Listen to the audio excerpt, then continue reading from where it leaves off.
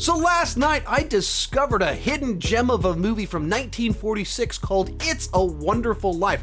I've never seen it before, so I assume none of you have seen it before either. Turns out it's actually pretty good, so I'm surprised no one has talked about it in the last 70 years. So let's talk about it.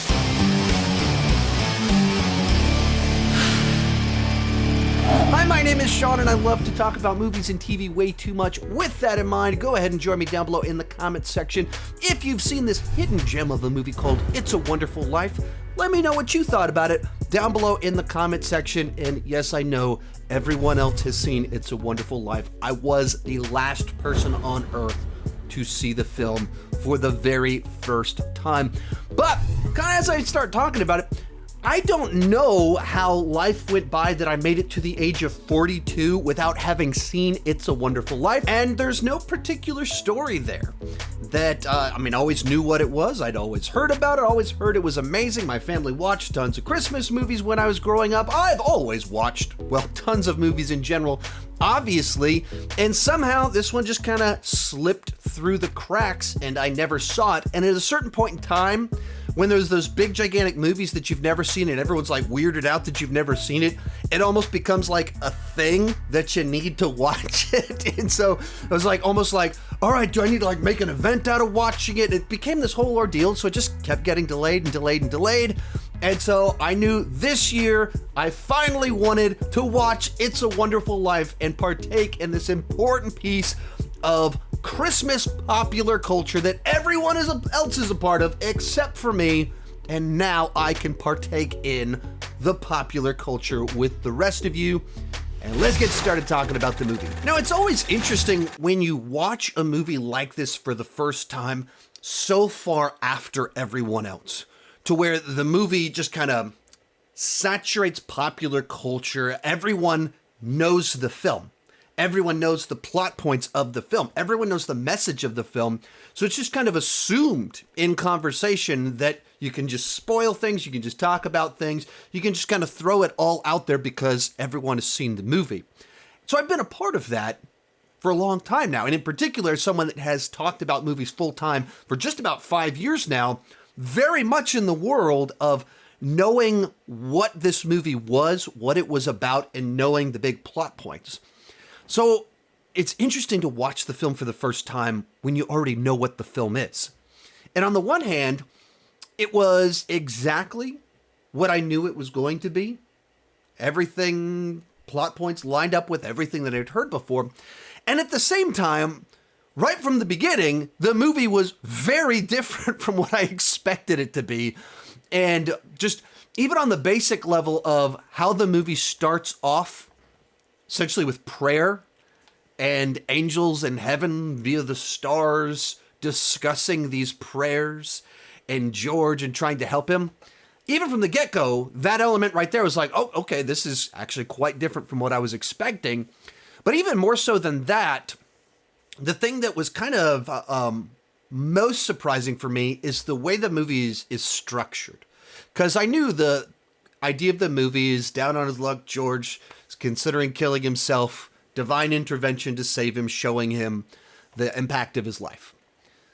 Which, if you describe the plot, that's the way you describe it, like that.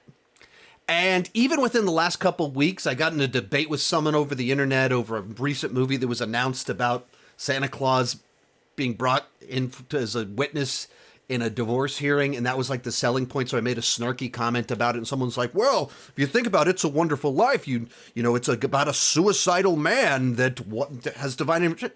So even recently, I've had conversations with the movies described that way.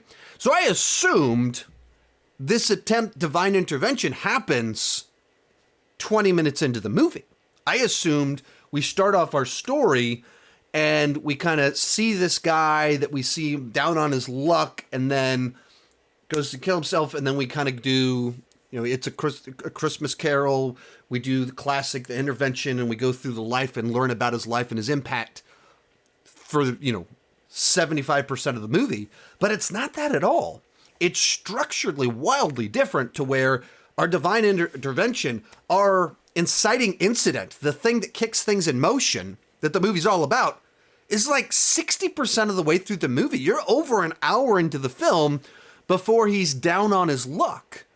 So you have a movie who's basically has like a first act that takes up 60% of the runtime for the movie, kind of the way that it plays out, which is fascinating to me, to go into a movie that I know every major plot point and at the same time didn't know how the movie would feel at all.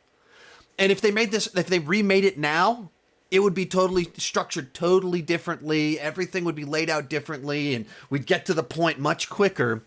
But you have this timeless classic that people have watched on loop for over 70 years now, in particular since cable came about. So for 40 years now, just literally on loop every single December, that, isn't optimized the best by modern day standards, but it's so much more effective almost because of all of that.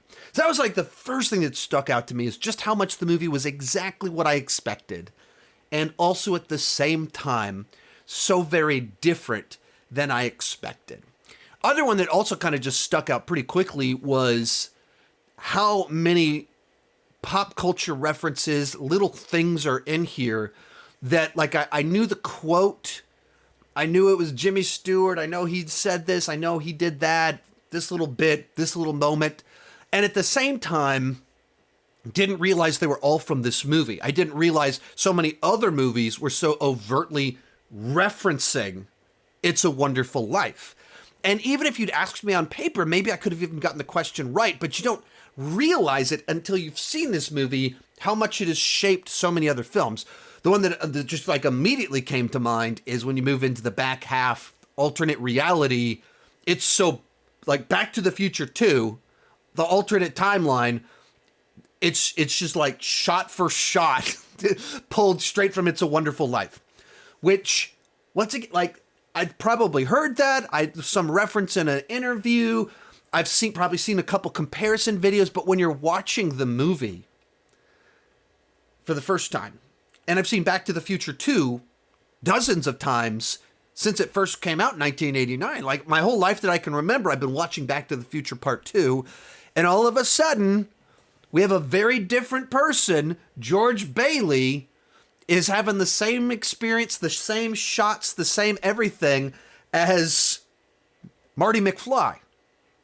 In the nature and ways that they represent, that there's like a shot of George like spinning and looking at the camera. I was like, well, that's pulled straight out of the Back to the Future 2. How did they see the future and realize that's what Robert Zemeckis was going to do? Oh, wait, Robert Zemeckis pulled the shot straight out of this movie, and it was iconic in my mind, not for the movie where it came from, but for the movie playing overt homage to it. A formative movie to me was actually just derivative of a formative movie for all of the rest of you. And so it's like, oh, now I'm finally catching up on the basics on one of my favorite film franchises of all time. So little things like that kind of stuck out to me of how much I was missing out on all these things. How influential this movie truly was, beyond like, oh, it's a great Christmas movie. Oh, it's a great message. Oh, we don't realize how big of a difference we've made. Outside of that, just as a film, it has had an influence on so many other films, so many little references in movies, and there were segments in it. My wife was like, oh, remember this from this movie? Remember this? And because she'd seen it before, because, she's a normal grown-up, unlike me. Just pointing out all of these things, I was like, oh, yeah, oh, yeah, oh, yeah. Finally catching on to what everyone else has been a part of for quite a while now. Another thing that kind of stuck out to me, was kind of interesting, was the performance of Jimmy Stewart, who I've seen Jimmy Stewart movies before, and because he's one of these icons of Hollywood, that there's all the imitations of him, there's all the jokes about his specific cadence, the way he delivers, all these kind of things, because he's such an icon that has stood the test of time.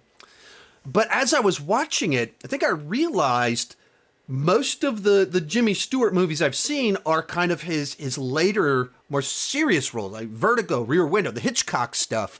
Those are the ones that I've seen the most, or seen the most times.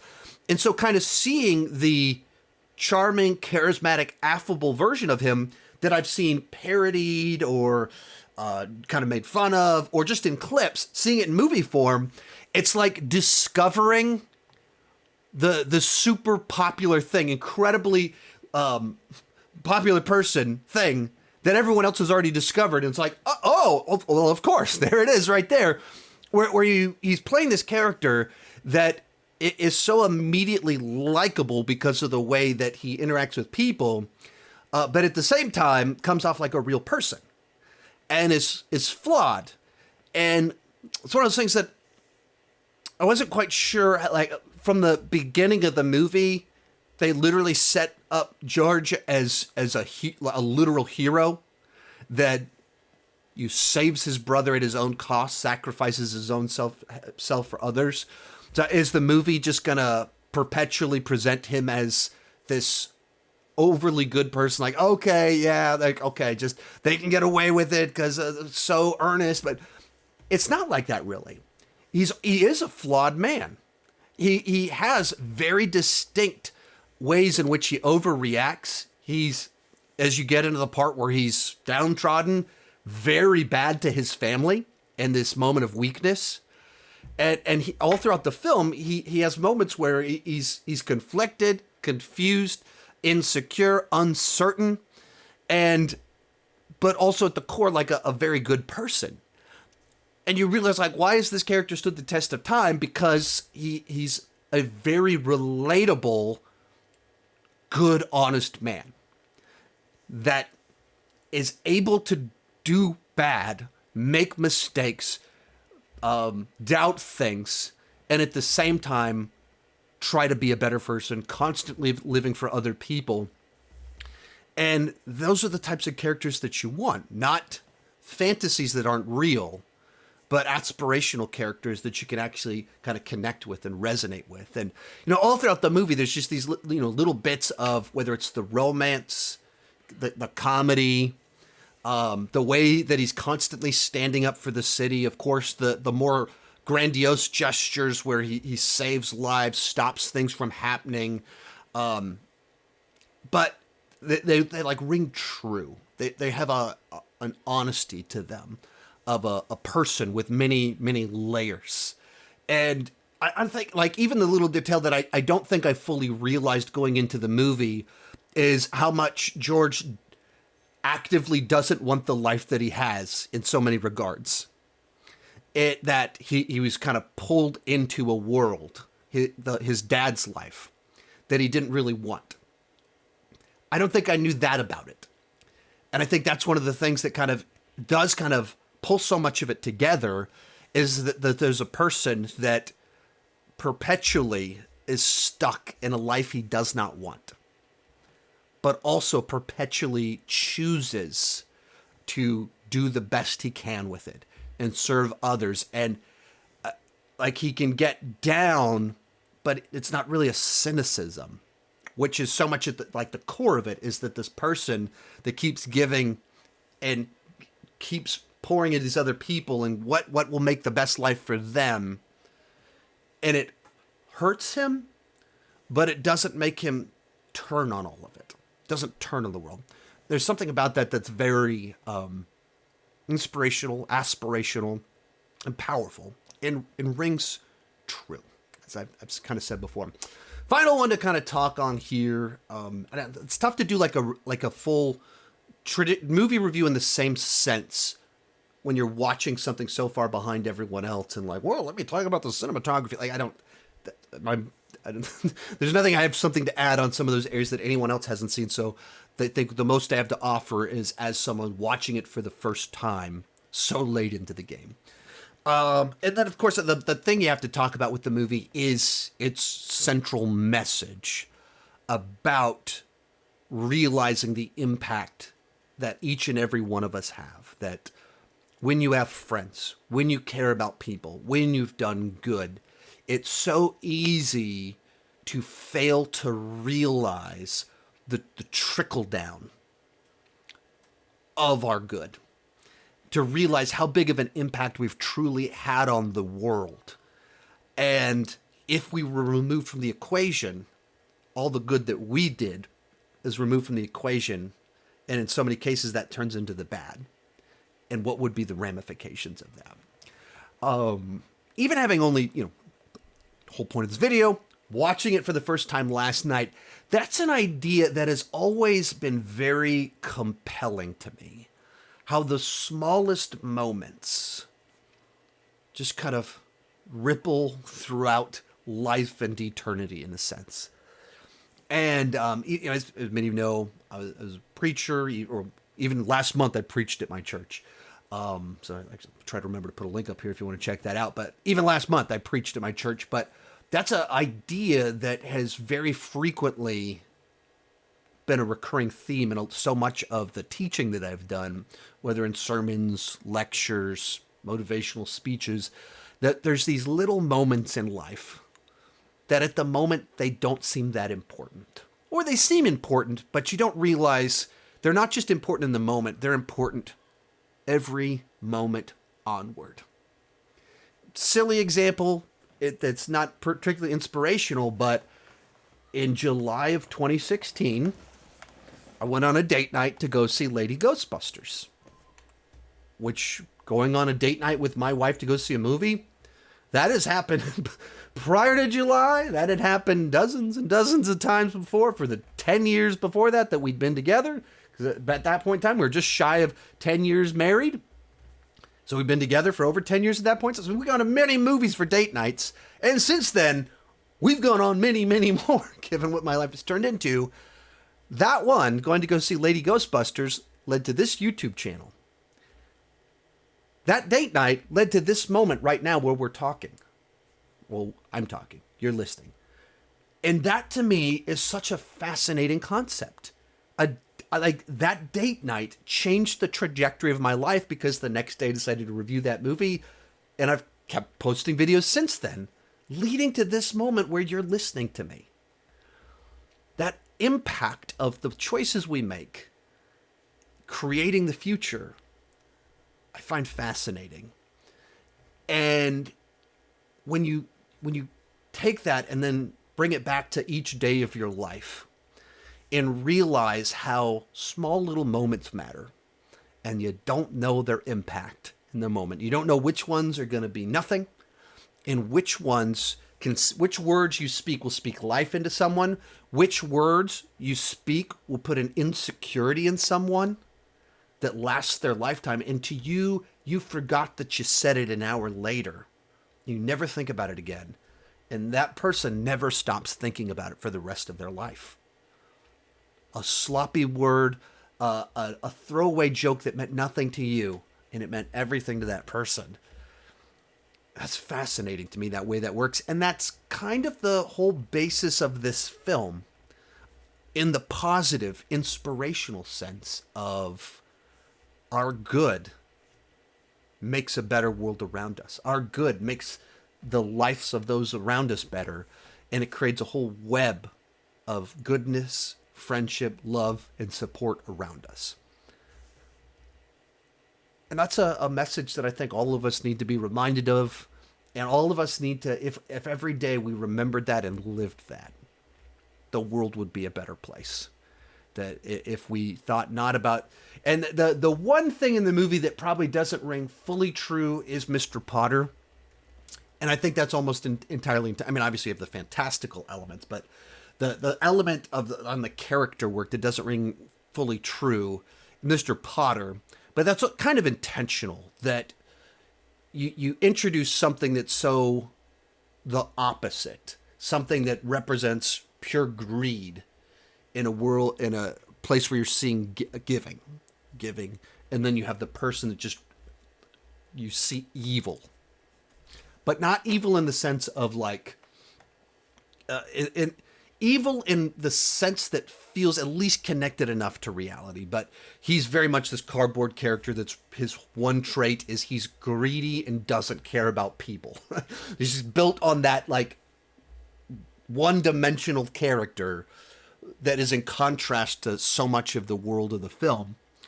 But you do that, and it creates the scenario to see the contrast of good. And it gives us, while most people don't live a world of pure greed. We can live an hour of greed, a decision of greed, and in that moment, be the Mr. Potter. So that reminder to live for others, care about others, care. It's powerful. And that's why it's timeless, and that's why it's lasted. That, even as this film that has very different pacing than modern day films, as it started, my 5-year-old was confused, like, why is it in black and white? Where's the color? And we're like explaining to her how color hadn't been invented yet. And there's a reason that movies that are so old that they're not in color, unless you get the colorized version, which I wouldn't recommend. Because it's so human, and it's something that all of us that have decency in us aspire to be. So anyway, those are some reflections. Not really a movie review, not really aiming to be a movie review, but trying to reflect on a film that most all of you have already seen many times before, and I'm the odd one out that was watching it for the first time. Now I've seen it. Now you know my thoughts on it. Let me know what you thought down below in the comment section. Thank you so much for watching. Have a Merry Christmas, Happy Holidays, and keep talking movies and TV.